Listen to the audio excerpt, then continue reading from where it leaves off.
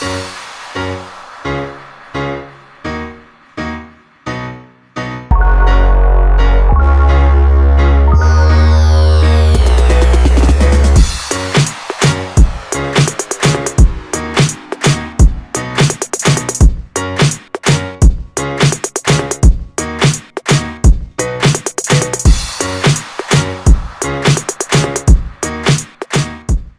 guys, welcome to my channel. I've got another makeup tutorial for you today, and this one is like my super glow glam gold glow JLo.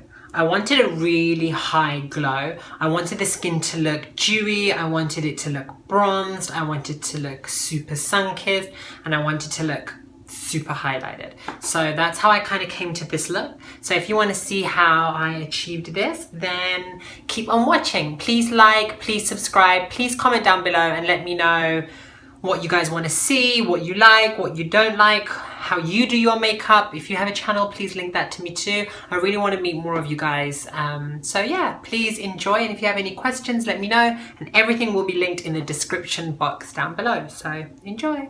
Okay, here we go. I'm going to start with my Elemis Pro-Collagen Marine Cream Moisturizer. This is a really great base for your foundation. It leaves it looking really flawless and it makes the foundation just really glow. And I'm now taking my Aloe Vera Fresh Plant. I know this is weird for some of you guys, but trust me, forget the Nivea Men's Aftershave Balm that people are using. This is like glycerin. It's really tacky, and then you can put some light primer on top of it, and the combination really will help your foundation to stay. I'm using the Nars SPF 15 primer. And now for my eyes, I'm starting with the MAC Soft Ochre Paint Pot, and I'm using the Marks & Spencer's Concealer Brush. You want to get an even layer using the brush onto your eyes. Don't worry too much about it looking patchy though, because in a second we're going to take a damp beauty blender and we're going to fix all of that patchiness just by blending all of that out. So you can see me now using my damp beauty blender just to smooth it out. Using the Mercier translucent powder just to set my eyes.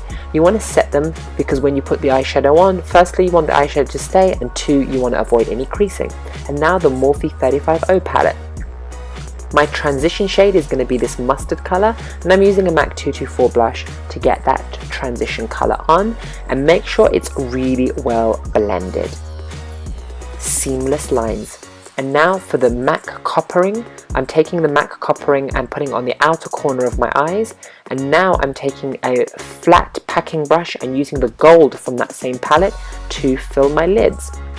Really pack this on. And now take the E13 brush by Morphe and just clean up the transition without getting into the gold area.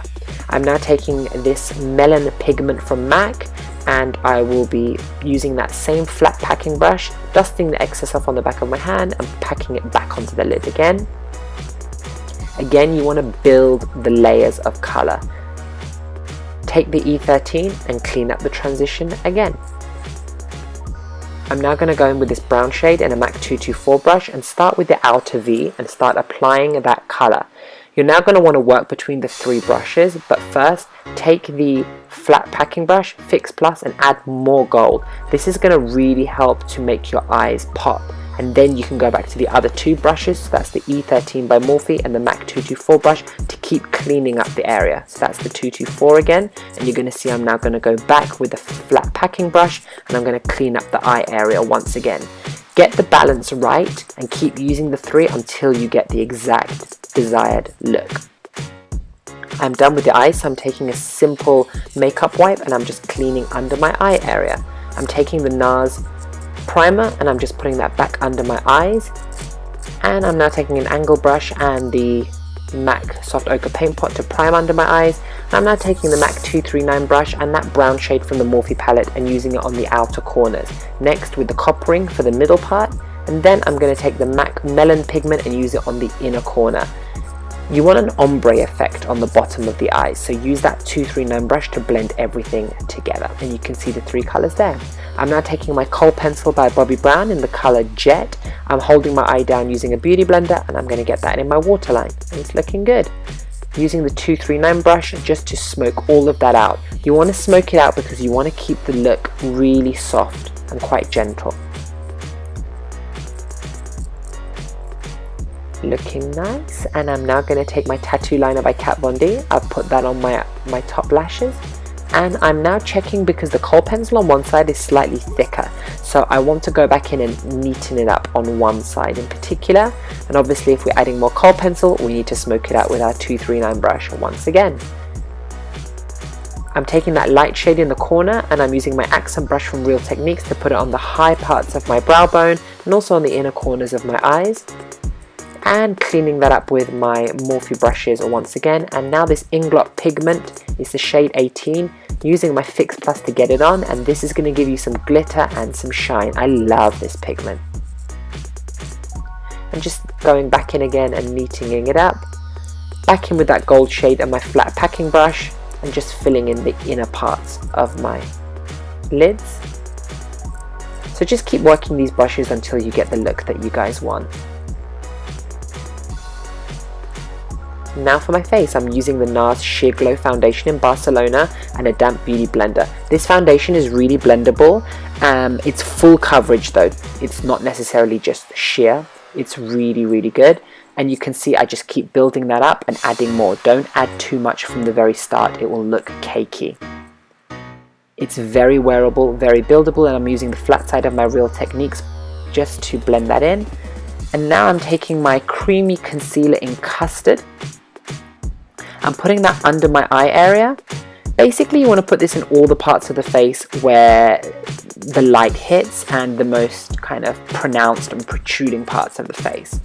If you guys want a highlight and contour video, please let me know. I have a very specific way of doing my highlight and my contour because I have a very square face and a very straw jawline.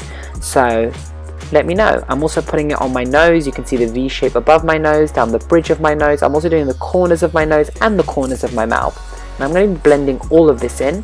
I'm also cutting under my cheekbone and also doing the corners of my eyebrows too. This is really going to help to give a sculpted look. Take the beauty blender and blend. Don't wipe, but you want to do a pushing, dabbing motion in order to blend everything out. You don't want to wipe or swipe the product across your face because you'll end up losing that flawless finish. Lots of blending, guys. And now the Laura Mercier translucent powder, and it's baking time. Bake under the eyes, but I'm also going to be baking my chin area as well. All the parts of the face that are prone to creasing but are also prone to getting very oily, and the parts that need a flawless finish when being set. You got to use a lot of powder. I'm also doing it down the bridge of my nose, as you can see. And we're going to leave that on, don't worry, we're going to be wiping it off. But while that bakes, we're going to be doing our contour. I'm taking the Shade and Light palette by Kat Von D and the M460 brush by Morphe. And you can see I'm using that middle shade there.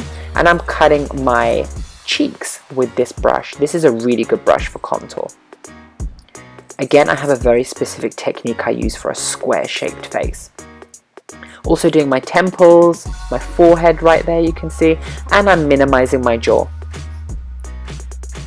We're now going to take another brush by Morphe in order to blend all of this out. It's an E58, and keep blending. It looks harsh right now, but the more you blend, the more natural everything will look and it will all start coming together. Blending is the key. This brush is angled, so it's really good for blending your contour. And I'm now taking the E59 to wipe away my bake. Looking good. I'm now setting the rest of my face using the E59 and the translucent powder again, all those areas that we didn't set before. I'm now using this rectangular sponge just to cut under my contour on my cheeks. This is going to give you a sharp cheek contour. We're only going to leave this on for a couple of seconds and then we're going to wipe it away. I'm also doing above my lip as well. And I'm taking the Too Faced Bronze Soleil and that same brush again, the E58, and I'm just warming up the contour now by putting this on top. This is going to add an extra dimension and help give you that glow bronze look. The E47 brush is going to be used to do our nose contour, but you also want to soften that up with a smaller brush as well.